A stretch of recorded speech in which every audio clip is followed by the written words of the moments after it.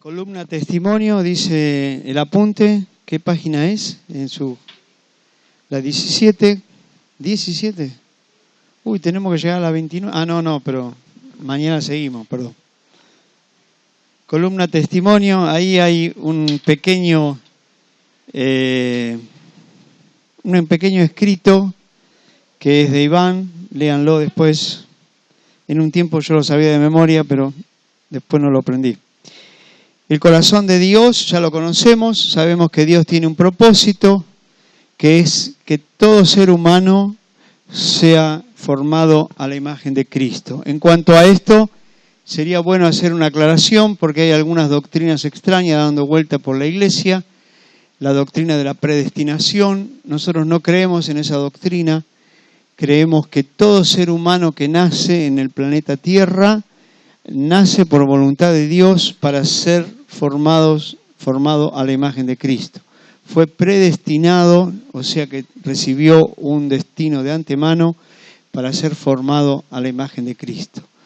Que después no lo logre porque en su familia o en su nación no esté el cristianismo es un problema aparte, pero el ser humano fue la invención de Dios para llevar adelante su propósito.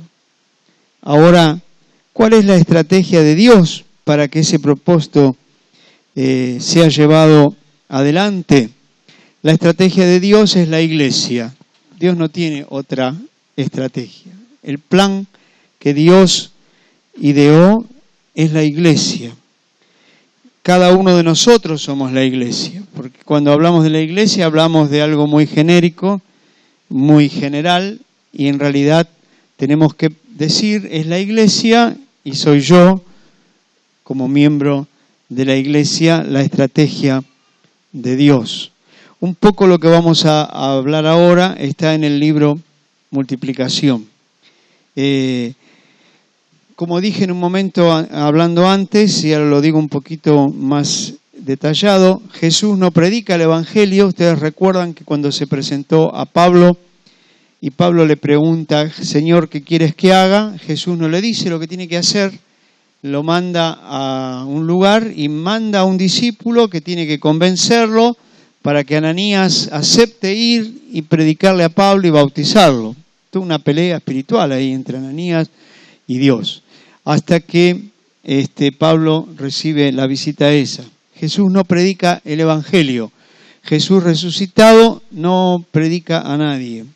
Los ángeles no predican el Evangelio. Cuando Cornelio recibe la visita de un ángel, porque Dios había oído sus oraciones, había visto su corazón íntegro, y Cornelio le pregunta qué tiene que hacer y el ángel no le predica, le dice que vaya a buscar a Pedro, 2 días de camino hasta llegar ahí, Dios tiene que convencer a Pedro, 2 días de camino para volver, y todo lo que pasa para que alguien predique el Evangelio. ¿Por qué?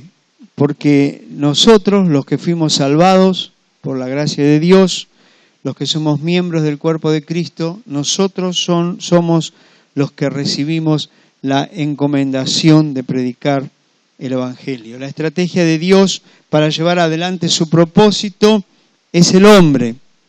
Dios en su soberana voluntad se limitó a sí mismo.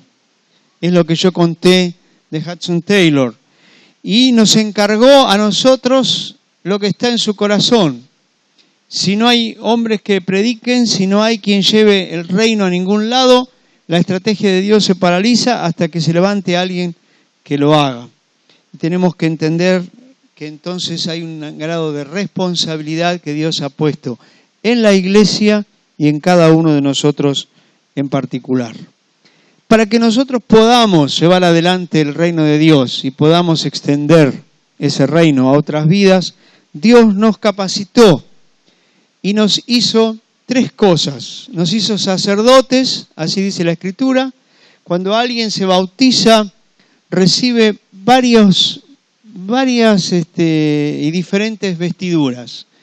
Una de las vestiduras que recibe es la vestidura de sacerdote. Dios le da esa vestidura. Se le sale del agua del bautismo y se acostó un pecador y se levantó un sacerdote. alguien que va a ser usado por el Espíritu Santo para interceder y para llevar a Cristo a los hombres. Otra vestidura que Dios nos da es la de obrero, nos da un mameluco para que nos metamos en la obra. Bueno, así hay unas cuantas cosas. Pero esta de sacerdote es muy importante. Dios a cada uno que siga a Cristo, Dios dice en la Escritura, todos somos sacerdotes. Lo que no pudo hacer con Israel en Éxodo 19 y 20, Israel rechaza su sacerdocio, con la Iglesia Dios lo logra. Por supuesto, esta doctrina del sacerdocio universal de todos los santos se fue perdiendo a través de los siglos, en cuanto la Iglesia fue también perdiendo el rumbo y el poder. Con la Reforma, con Lutero, es una de las principales doctrinas que se reflotan, por decir así, que vuelven otra vez el sacerdocio de todos los santos, pero no supieron practicarlos. En realidad, por siglos, aunque se predicó esa doctrina, siguió la vieja idea de que hay una casta sacerdotal y una casta de gente común. Y eso llega hasta nuestros días. Nosotros hoy tenemos que seguir luchando con eso. En la Iglesia Católica están los sacerdotes, los que están en el ministerio, y están los que se llaman laicos. Los otros son los laicos. Y la Iglesia Evangélica encubiertamente hace lo mismo, porque levanta a los pastores y dice los grandes siervos, el siervo de Dios y qué sé yo, y todos los demás son ovejitas que están pastando ahí mientras el siervo habla. Y la verdad es que Dios estableció que todos somos sacerdotes, todos somos ovejas. Los pastores son ovejas como cualquier otro. Los pastores no tienen ningún rango especial. Ustedes tienen que desmistificar cualquier atisbo que aparezca en la mente de esto. Los pastores son miembros del cuerpo con una función específica. Y en el cuerpo no hay ningún miembro que tenga más valor que otro. Todos tienen el mismo valor. Si el corazón no funciona y funciona bien todo el resto, chao. Si no funciona el hígado, si no funciona el riñón, todo hace falta. Entonces los pastores lo que tienen que hacer es cumplir con la función que se le asignó en las Escrituras, que es la de sobrever la obra y la de tener la capacidad de enseñar. Y después otros miembros tienen otras capacidades que tienen que desarrollar. Pero todos somos sacerdotes. Los apóstoles, los nuevos, los viejos, las ancianas, los ancianos, los niños, cualquiera que se bautiza es un sacerdote. Entonces Dios nos capacita para llevar adelante su objetivo de esa manera. También dice Pablo, que la próxima página, que Dios nos hizo embajadores de Cristo. Un embajador es un representante de un país en otro país. Es alguien que muestra cómo son las costumbres del país de origen. Y está ahí para representar a ese país. A nosotros Dios nos hizo embajadores del reino de la luz dentro del reino de las tinieblas. Nosotros estamos metidos en el reino de las tinieblas mostrando a Cristo. Por eso la necesidad de que nuestra vida esté ajustada a la voluntad de Dios. Porque las personas que nos ven quieren ver a Cristo en nosotros. Nadie espera que un embajador de la China sea alto, rubio, de ojos celestes. Todo el mundo está esperando que sea un chino. Y así está el mundo esperando que un embajador de Cristo sea como Cristo, porque representa a Cristo. Y muchas veces deberíamos tomar conciencia de esto, de las dos cosas, de nuestro sacerdocio y de que somos embajadores. Porque cuando entramos a un lugar, cuando estamos hablando con una persona, cuando tenemos que desarrollarnos en un ámbito público, donde está el reino de las tinieblas a full, en nuestro trabajo, en nuestro estudio, en nuestro barrio, donde sea, ahí tenemos que tomar conciencia, soy un embajador de Cristo, represento el reino de la luz, tengo que portarme como tal, tengo que ser representante de Dios. Por eso dice el apóstol Pablo que a través nuestro Dios ruega a los hombres que se reconcilien con Dios y nos hizo embajadores. También somos testigos de Cristo. Hechos 1:8 dice, recibiréis poder cuando venga sobre vosotros el Espíritu Santo y me seréis testigos. Testigo es alguien que testifica, que cuenta lo que vio, lo que experimentó. Y ser testigos de Cristo no es una cosa muy difícil, es una cosa sencilla. No hace falta inventar nada, no hace falta ser un asesino serial convertido para poder dar testimonio de Cristo. Podemos ser muy simples, tener una vida santa. Ojalá tengamos muchos que den testimonio de Cristo sin haber caído en pecados groseros. Ojalá nuestros hijos se libren de esos males y sean testigos de Cristo con la santidad de Dios y puedan decir, pero yo un día conocí al Señor. Y damos testimonio de lo que somos. Dios nos capacitó con poder para ser testigos.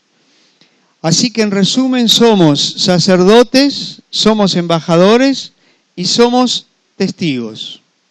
¿En dónde somos todo eso? ¿En dónde? Allí donde estamos, en el lugar donde vamos. Depende de la circunstancia, en cualquier lugar. Somos testigos, embajadores y sacerdotes. Y Dios está esperando que con las personas que nos rodean nos mostremos de esa manera.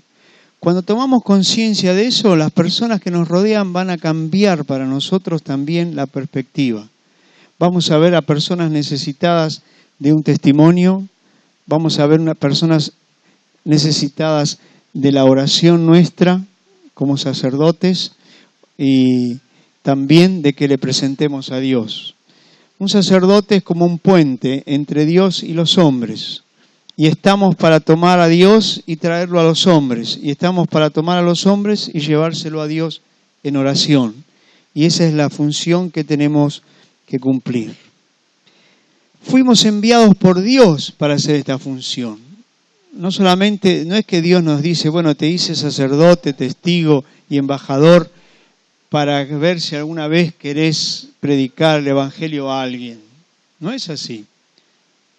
Sino que Dios nos dio una didaqué, una orden, y nos dijo, todo poder me ha sido dado en el cielo y en la tierra, por tanto, id y predicad el Evangelio, o id y haced discípulos, es lo mismo, a todas las naciones. Y nos dijo cómo hacerlo. Hay que bautizar y hay que enseñar, y yo estoy con vosotros todos los días hasta el fin del mundo. ¿Por qué dije predicar el Evangelio? Porque justamente hay una confusión. Algunos creen que predicar el Evangelio es una cosa y hacer discípulos es otra. Pero es para Dios, para Jesús, es una sola unidad. Hacer discípulos y predicar el Evangelio es lo mismo. El mismo pasaje, la misma conversación está escrita en Marcos y está escrita en Mateo. Y uno dice una cosa y otro dice otra, pero se están refiriendo a la misma cosa. ¿Por qué? Porque ¿qué era predicar el Evangelio para Jesús? Para él significó hacer discípulos.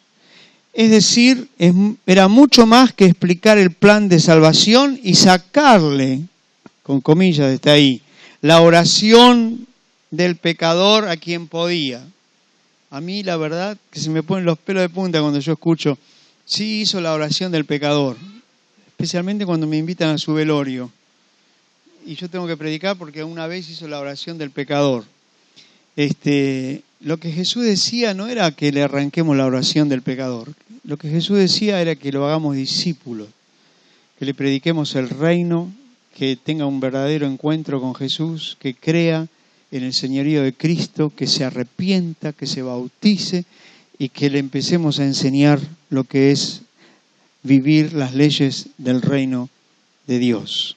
Esta instrucción que Jesús da al final de Mateo 28, la da desde el estribo de la nube. ¿Por qué?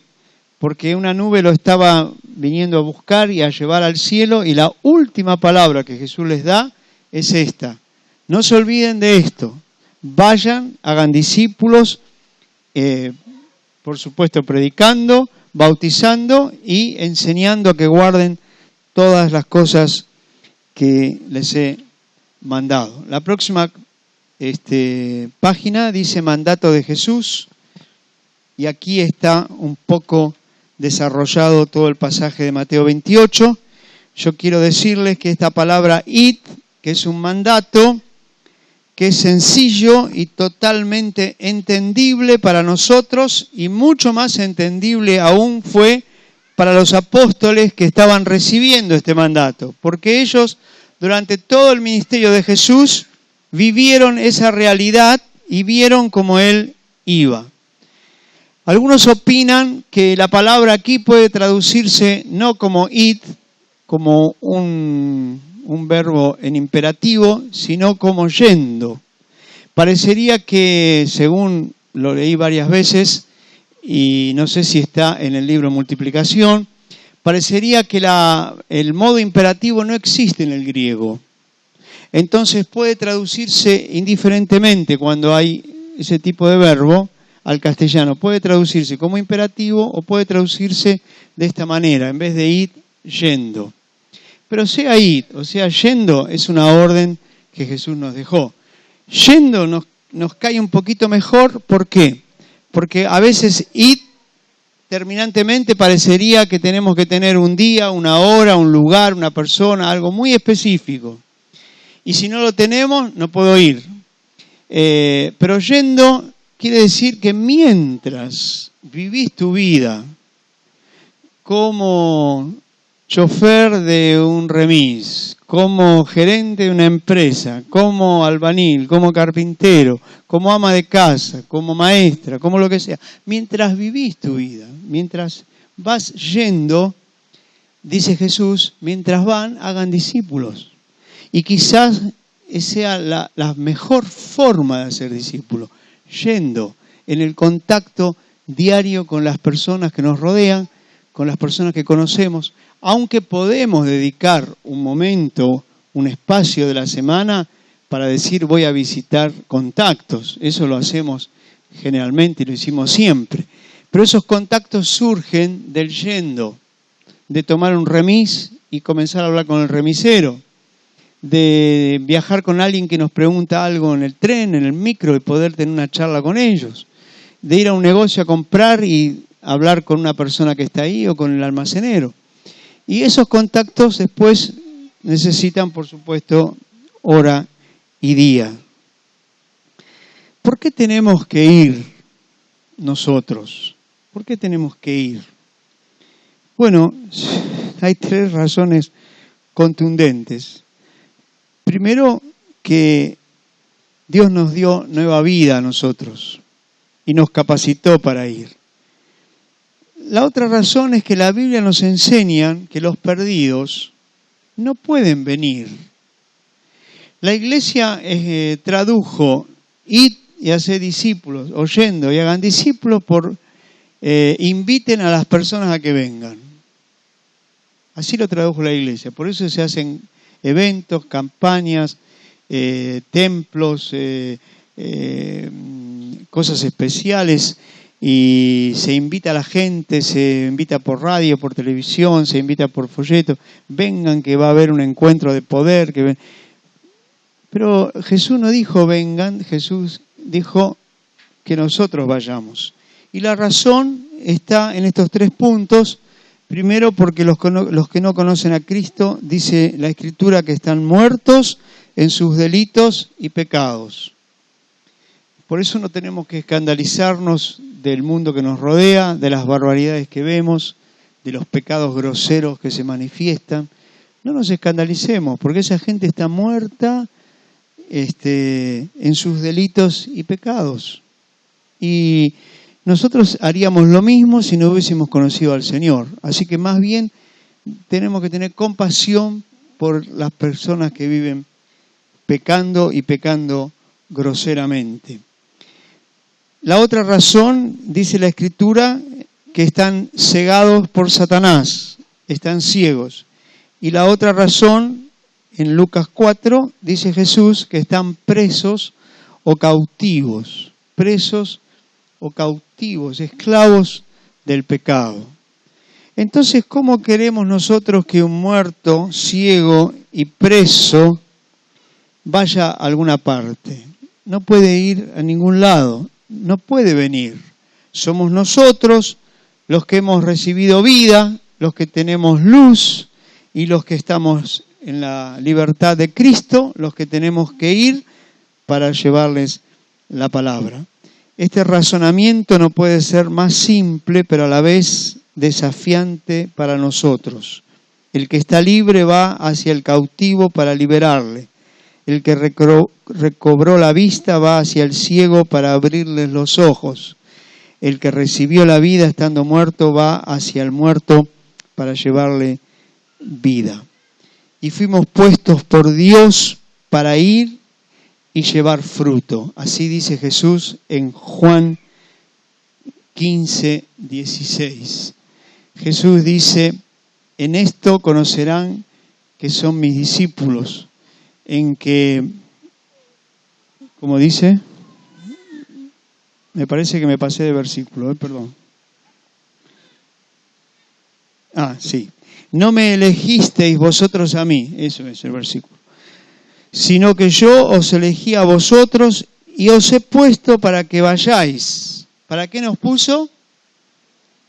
Y llevéis así fruto, y vuestro fruto permanezca, para que todo lo que pidierais al Padre en mi nombre, Él os los dé.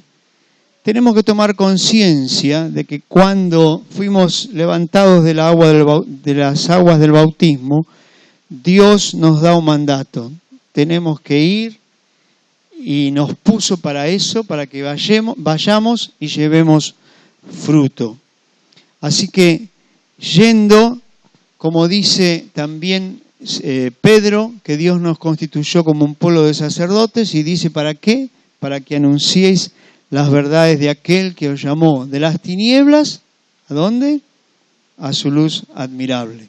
¿Para qué fuimos constituidos un pueblo santo, una nación de sacerdotes, una casta sacerdotal? Para que anunciemos las virtudes de aquel que nos llamó de las tinieblas a su luz admirable. ¿Cómo podemos pretender que alguien que está esclavo del pecado venga a nosotros? Somos nosotros los que tenemos que ir. Después que tomamos contacto, que logramos llevarles la vida de Cristo, si la persona muestra interés, seguramente vamos a, por ejemplo, invitarlas a nuestra casa, al grupo familiar, pero es después que nosotros fuimos y hablamos y le mostramos a Cristo y pudimos hacer algo por esa persona. Ahí comienza todo, comienza con nuestros pies yendo. Y es un mandato que Jesús nos dio, porque Él conoce que es imposible que las personas se autoconviertan. Puede ser que haya algún caso. Algunas veces hemos conocido algún testimonio de una persona que encontró una Biblia que era de la abuela y leyendo se entregó al Señor. Bueno, esas son cosas excepcionales. La normalidad de Dios es que los pies de Jesús somos nosotros ahora. Jesús no puede caminar para ir a buscar a los perdidos. La iglesia está puesta para que hagamos eso, para que aprovechemos nuestro tiempo, nuestra vida, nuestras relaciones y llevemos el reino de Dios a las personas. El apóstol Pablo en Romanos capítulo 10 hace una descripción de lo que yo llamo lo que es un proceso de salvación. Y dice, porque a todo aquel que invocar el nombre del Señor será salvo. Esto está en la tarjeta de la meta del propósito eterno, porque justamente tiene mucha relación ir con el propósito eterno de Dios. Y entonces pusieron este versículo dentro de los versículos que hablan sobre la meta. Y Pablo dice, porque todo aquel que invocar el nombre del Señor será salvo. Pero después comienza a hacer una serie de preguntas muy inteligentes, muy sencillas, pero muy penetrantes. ¿Cómo pues invocarán a aquel en el cual no han creído? Míreme un segundito. ¿Por qué una persona va a invocar el nombre del Señor ante su desesperada situación? Si no cree que Dios tiene poder, si no cree que Jesús murió, si no cree que Jesucristo es el dueño de su vida. Va a invocar, por ejemplo, lo que lee en el diario, que le ofrecen solucionar su problema con una carta astral, con una pirámide de poder, con un pase mágico. Y va a ir a buscar a ese curandero, a ese brujo, a esa bruja, a ese hechicero, porque es lo único que conoce. ¿Por qué va a invocar el nombre del Señor? Y Pablo dice, ¿cómo pues invocarán a aquel en el cual no han creído? ¿Y cómo creerán en aquel de quien no han oído? ¿Y cómo oirán si no fueren enviados? ¿Cómo irán sin haber quien les predique? ¿Y cómo creerán si no fueren enviados? Porque está escrito, como está escrito, cuán hermosos son los pies de los que anuncian la paz, de los que anuncian buenas nuevas. Otra vez el proceso comienza así. ¿Cómo es el proceso de salvación? Miren, una persona invoca el nombre del Señor y es salvo. Pero solamente va a invocar el nombre del Señor y va a ser salvo si creyó en Cristo.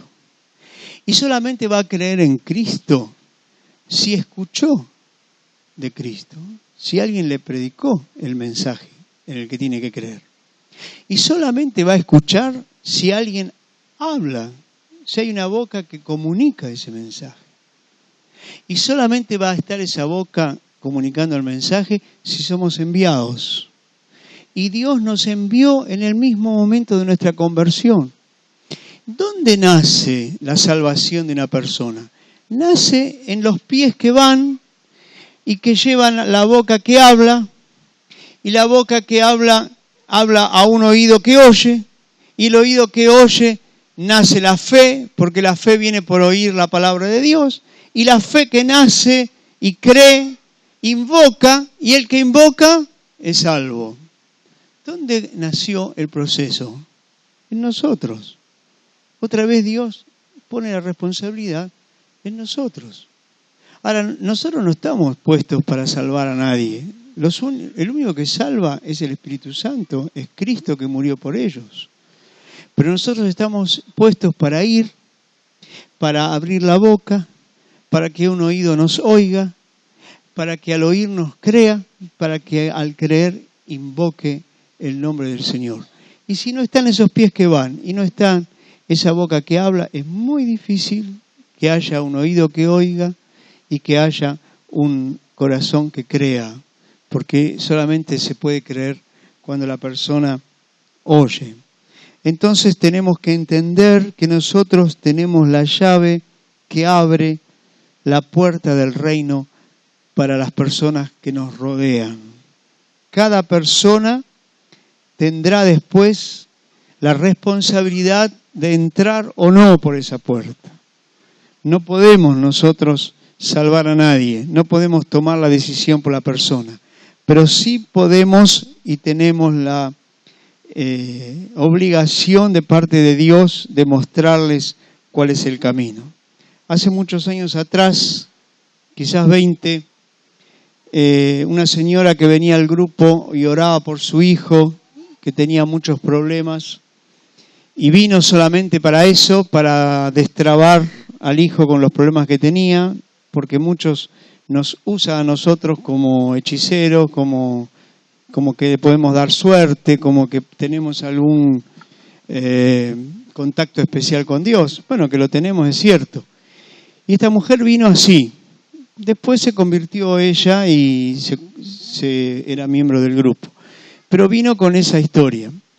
Y tanto insistía que un día con el hijo, que era un sinvergüenza terrible, para que ustedes tengan un perfil así rápido, al año de casado le dijo a la esposa, mira, me equivoqué, yo no soy hombre de una sola mujer, así que buenas tardes, buenas noches, Bariloche, yo me vuelvo con mi mamá y yo quiero vivir la vida de soltero y disfrutar lo que yo disfrutaba.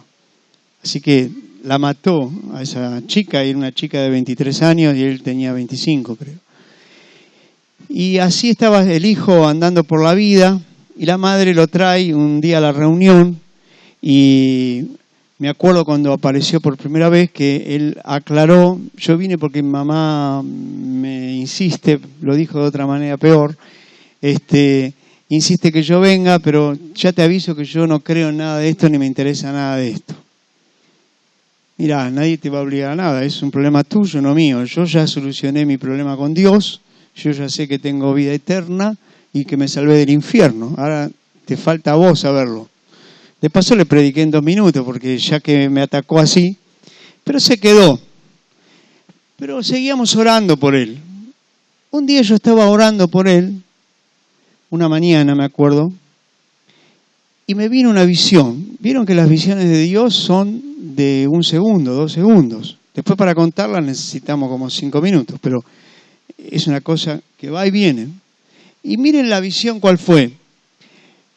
Yo lo vi a él tratando de abrir una puerta, desesperadamente, forcejeando, golpeando, pegándole patadas. Y la puerta no se le podía abrir porque estaba herméticamente cerrada. Me acuerdo que era una puerta blanca. Y de repente en la visión me vi a mí mismo, como 3 metros de donde estaba él, mirándolo lo que estaba haciendo, que estaba queriendo prácticamente romper la puerta con tal de entrar. Y en ese momento yo pongo la mano en el bolsillo. Y cuando pongo la mano en el bolsillo, en la visión, me doy cuenta que yo tengo la llave de la puerta. Que yo tengo la llave de esa puerta que él no puede abrir. La tengo acá en mi bolsillo. Y se fue la visión. Entonces yo lo llamé por teléfono. En el momento. Y le dije, mirá, tu mamá viene acá y habla peste de vos. Entre las cosas que dice, que sos un terrible mentiroso. ¿Y sabés qué? Yo descubrí que es así. Y él me dice, ¿de qué estás hablando? Porque me había visto una sola vez en la vida. Creo que es bastante más chico que yo. ¿De qué estás hablando? Mirá, ¿sabés de qué estoy hablando? De que es mentira que vos no querés saber nada con Dios. Vos sos un alma en pena, desesperado por entrar al reino de Dios, porque Dios me lo había mostrado. Por entrar al reino de Dios. Vos estás desesperado con la vida que estás llevando. Lo que pasa es que pones una careta haciéndote el vivo, pero en realidad Dios me mostró que vos estás desesperado por entrar al reino. Me dijo, ¿estás en tu casa? ¿Puedo ir a hablar con vos? Y vino para casa. Y yo aprendí una gran lección. Bueno, se bautizó, se entregó. Dios le restauró, le costó 1 año que Dios restaure su matrimonio. Tuvimos que hacer una campaña de esa todo 1 año. La primera vez que él fue a la casa a querer restaurar su matrimonio, se lo cuento como algo gracioso, fue y golpeó la puerta de la casa, había que cruzar un jardín, y golpeó la puerta y tenía un ramo de flores para la esposa, pero era la casa de los suegros, porque la esposa tuvo que volver a vivir con los padres. La que salió era la madre, que no era una mujer de lo más pacífica ni de lo más tierna, y que le tocaron a la nena los ojos de la mujer, y entonces, ¿qué querés acá? No, quiero ver a mi esposa. ¿Qué esposa ni esposa? Bueno, dele esto de parte mía. Y la mujer se lo sacó así de la mano y ¡paf! Cerró la puerta. Y él se volvió y cruzaba el jardín, y cuando él cruzó el jardín, por arriba de él pasó el ramo de flores hasta el medio de la calle. Así fue la primera vez, pero había que insistir. Y Dios le restauró su matrimonio, no podían tener hijos, oramos, y la esposa quedó embarazada 2 veces y tuvieron 2 hijos. Bueno, es una historia aparte esa. ¿Qué quiero decir yo? Quiero decir que Dios me mostró, y eso se lo quiero comunicar a ustedes, que las personas que no pueden entrar al reino, y que a veces criticamos, ¿viste? Qué desastre que es ese, mirá la vida que lleva, mirá este es esto, mirá aquello es aquello. Nosotros tenemos la llave de la puerta en el bolsillo. Lo que tenemos que hacer es abrir y dejarle que si quieren entrar o no, entren. Pero por lo menos tenemos que abrir la puerta. ¿Y cómo es abrir la puerta? Es hablarles del reino de Dios, hablarle de que Dios le ama, hablarle de que estamos orando por esa persona, por tu vida, hablarle de que Dios tiene la solución para cualquier problema, que Dios puede libertarnos de cualquier pecado, Dios tiene poder para libertarnos de cualquier pecado. Y la persona tiene que saber que la puerta está abierta, que si quiere entrar está abierta.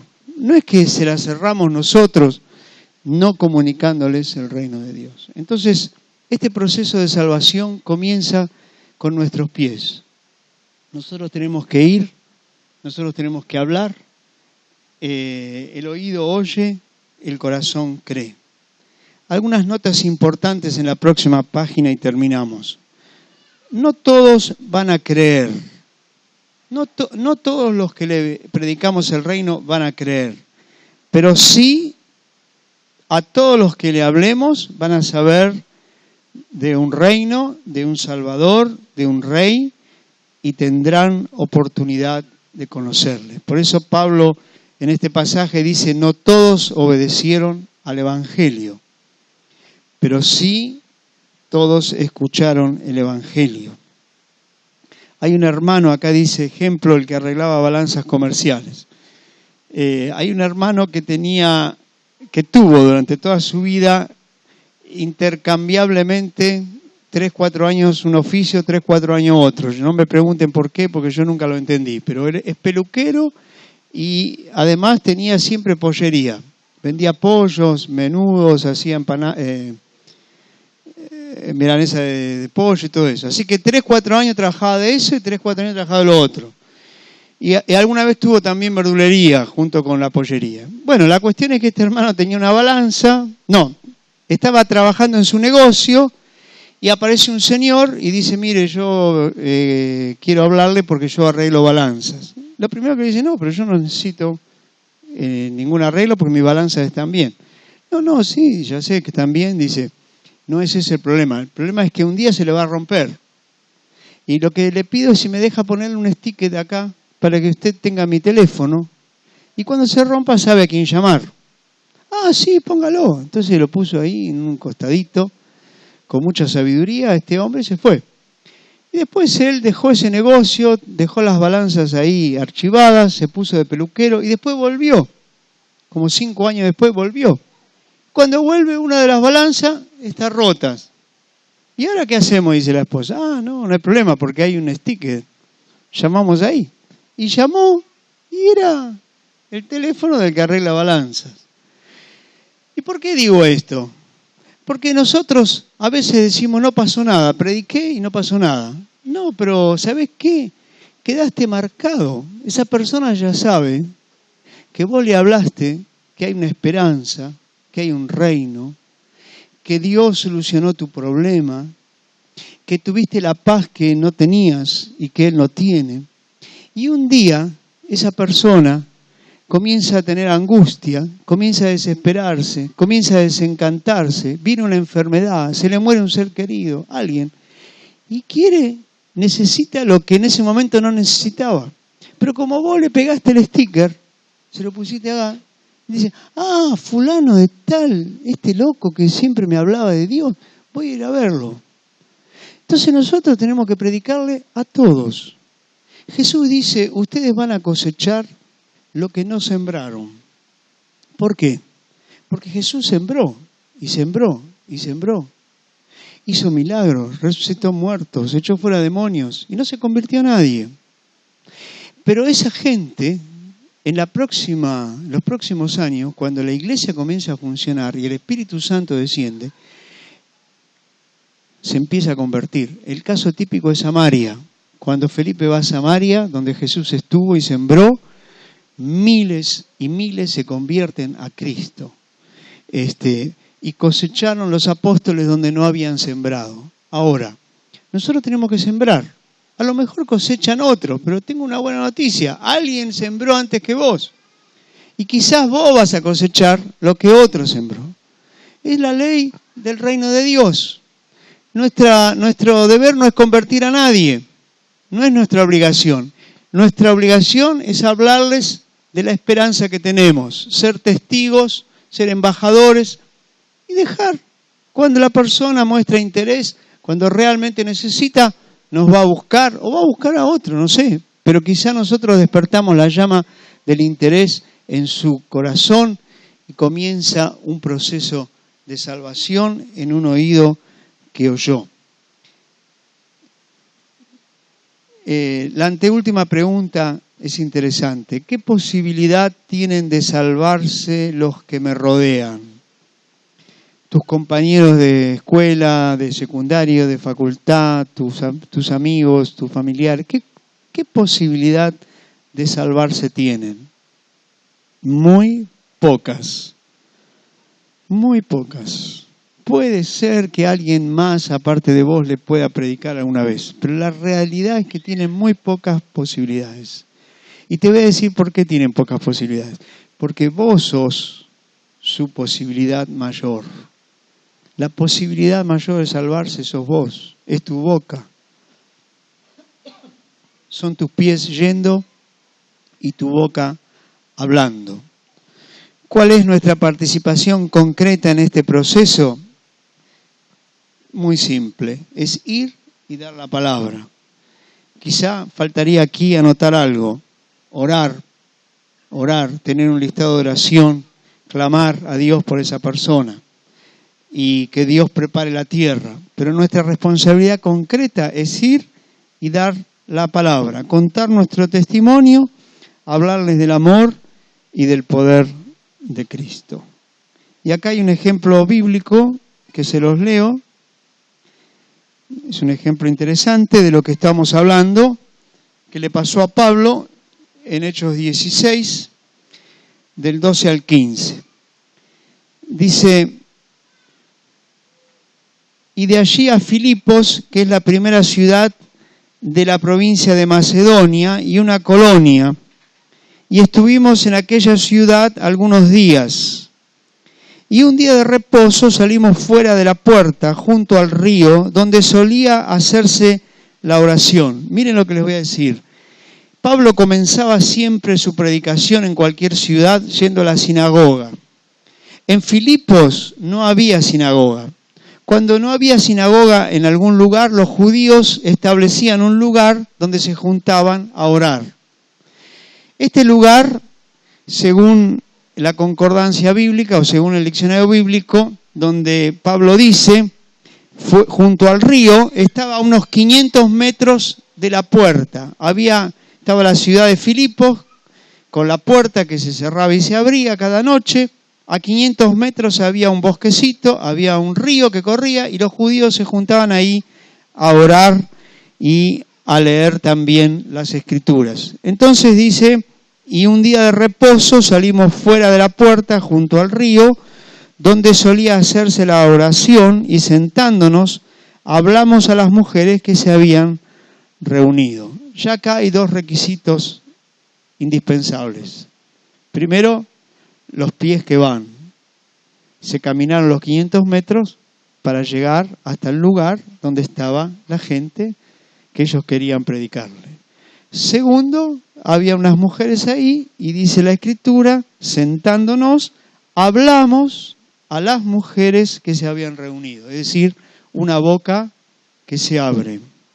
Entonces una mujer llamada Lidia, vendedora de púrpura de la ciudad de Tiatira, que adoraba a Dios, estaba oyendo. Otro elemento, un oído que oye, pies que van, boca que habla, oído que oye. ¿Y qué pasó? Estaba oyendo y el Señor abrió el corazón de ella para que estuviese atenta a lo que Pablo decía. Dios obrando y operando en todo este proceso. Por eso Jesús dijo: y yo estoy con vosotros todos los días hasta el fin del mundo. ¿Cuándo? Cuando ustedes van, cuando ustedes hablan, cuando ustedes dan testimonio.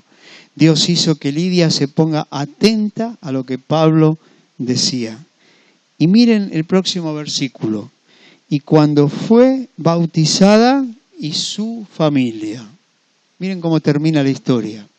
Pies que van, boca que hablan, oído que oye, corazón que cree, el Señor que la hace estar atenta y abre su corazón, y termina bautizada Lidia y toda su familia. Ese es el proceso de salvación.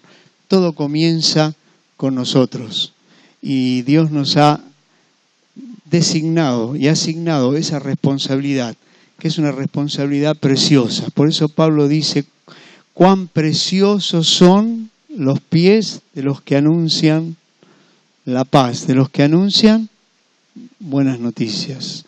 Y la buena noticia es la que la gente necesita. Termino diciéndoles esto, hermanos. El reino de Dios y la predicación funciona así. Acá hay una persona que tiene sed y que tiene hambre. Y Dios nos dio agua y pan. Cuando nosotros gastamos 1 litro de agua para darle a alguien, Dios nos da 2 litros. Cuando gastamos 2, Dios nos da 4. Cuando gastamos 10, Dios nos da 20. Porque Dios nos renueva completamente. Y qué egoísmo tremendo ver a la gente que nos rodea con sed y con hambre. Y nosotros tener toda el agua que querramos. Y saber que cuanto más damos, más tenemos. Y no dar de beber a esa persona. Por lo menos ofrecerle el vaso de agua. Si no quiere tomar, que no tome. Pero por lo menos decir, mirá, aquí está lo que vos necesitas. Dios me lo dio. Aquí está el pan que vos necesitas. Porque Jesús dijo, yo soy el pan de vida. Cuanto más pan damos, más pan recibimos. Entonces tenemos una responsabilidad tremenda delante de Dios de ir y llevar la palabra. Esta columna testimonio es importantísima porque yo les digo que los que dan testimonio de su fe están siempre renovados en las otras columnas. Quieren orar, quieren leer la Escritura y quieren tener comunión. Cuando hay una persona que está fresca en su vida espiritual, llena de gozo, llena de fe, llena de proyectos, yo ya sé lo que está pasando. Está predicando a Cristo, está viendo la necesidad de los otros. Y esa predicación la renueva en el Espíritu. Y quiere orar por esas personas. Y no solamente quiere orar, como sabe que hay tanta necesidad y que tiene que llevar, quiere vivir en santidad, porque quiere ser ejemplo. Y no solo eso, sino que quiere conocer la Escritura para poder predicar y aconsejar. Y es un lector ávido de las Escrituras. Y medita en las palabras, porque tiene gente que quiere ayudar. Y por supuesto es un fanático de la comunión, porque la comunión nos ayuda a llevar fruto. La comunión nos ayuda a ir de a 2, de a 3, a orar por otros y todo lo demás. Entonces es una de las columnas, uno de los pilares principales. Casi yo diría que puedo distinguir una persona de otra si predica o no predica. Eso casi dice todo lo que pasa en su vida. Entonces, tenemos que sostener, mantener y practicar esta columna. Amén. Bueno, gracias por escucharme. Me faltó decirles sobre una pequeña estructura de la columna esta, pero me parece que es una charla un poco larga que pienso que en otra oportunidad, igual ustedes la tienen, me parece que no la tienen ustedes, que no la incluimos. Lo vamos a hablar. Cómo funciona el cuaderno de la parcela. Yo no quiero empacharlos todo de golpe, más bien quiero darles un pantallazo de las 4 columnas. Mañana vamos a hablar de comunión y que ustedes con este apunte y los responsables y los hogares sigan hablando sobre este tema. Bueno, gracias por escuchar.